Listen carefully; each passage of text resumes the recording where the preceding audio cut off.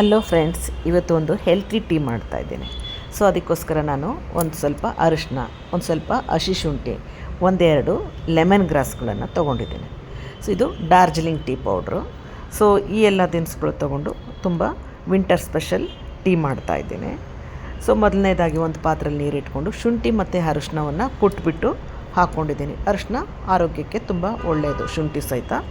So ಅವೆಲ್ಲ ಥಿಂಗ್ಸ್ಗಳನ್ನು ನಾನು ಕುದಿಸ್ಕೊಳ್ಳಿಕ್ಕೆ ಹಾಕ್ಕೊಂಡಿದ್ದೀನಿ. ಅದು ಸ್ವಲ್ಪ ಕುದ್ದಾದ ನಂತರ ಈ ಡಾರ್ಜಿಲಿಂಗ್ ಟೀ ಲೀಫನ್ನು ಹಾಕಿ ಒಂದು ಸ್ವಲ್ಪ ಚೆನ್ನಾಗಿ ಕುದಿಸ್ಬಿಟ್ಟು, ಅದು ಕುದ್ದ ನಂತರ ನಾನು ಮಿಲ್ಕನ್ನು ಹಾಕ್ಕೊಂಡಿದ್ದೀನಿ.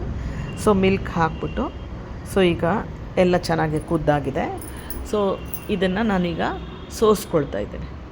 ಸೊ ಒಂದು ಮಟ್ಕದಲ್ಲಿ ಒಂದು ಗ್ಲಾಸಲ್ಲಿ ಸೋಸ್ಕೊಂಡು ಮಟ್ಕ ಟೀ ಮಾಡ್ತಾಯಿದ್ದೀನಿ. ಮಡಿಕೆಯಲ್ಲಿ ಹಾಕ್ಕೊಳ್ತಾ ಇದ್ದೀನಿ. ಸೊ ಈ ಥರ ಸೋಸ್ಕೊಂಡು ಮಡಿಕೆಯಲ್ಲಿ ಹಾಕಿ ಟೀಯನ್ನು ಈ ವಿಂಟರ್ ಸ್ಪೆಷಲ್ ಚಳಿಯಲ್ಲಿರುವಾಗ ಕುಡಿಯುವಾಗ ತುಂಬ ಟೇಸ್ಟಿಯಾಗಿರುತ್ತೆ.